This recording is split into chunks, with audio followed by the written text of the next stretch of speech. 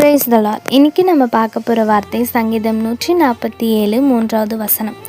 உடைந்த இருதயத்தை குணமாக்கி அவர்களின் காயங்களை கட்டுகிறார். உடைந்த இருதயம் என்று சொல்லுவது உடல் காயமில்லாமல் மனதில் ஏற்படும் வலி, துக்கம், ஏமாற்றம் போன்ற அனைத்தையும் குறிக்கிறது. வாழ்க்கையில் சில நேரங்களில் நம்ம யாரும் புரிந்து கொள்ளவில்லை என்று தோன்றும். உள்ளுக்குள் நொந்து கொண்டு இருப்போம். குணமாக்கிறார் அர்த்தம் தேவன் நம்முடைய மனவேதனை மெதுவாக ஆறுதல் அளித்து மீண்டும் நிம்மதியும் சந்தோஷத்தையும் கொடுக்கிறார். காயங்களை கட்டுகிறார் என்பது நம் உடலில் காயம் வந்தால் எப்படி கட்டுப்போட்டு பாதுகாப்போம், அதே போலதான் நம் தேவன் நம்முடைய உள்காயங்களையும் கவனித்து அதை சரி செய்கிறார்.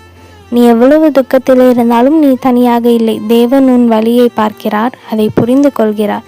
உன் இதயம் உடைந்திருக்கலாம், யாரும் சரி செய்ய முடியாத மாதிரி இருக்கலாம். ஆனால் தேவன் உன் உடைந்த இதயத்தை மெதுவாக சேர்த்து உன்னை மீண்டும் சிரிக்க வைக்கிறார். உன் உள்ளம் உடைந்தாலும் தேவன் அதை மீண்டும் குணமாக்குவார். God bless you.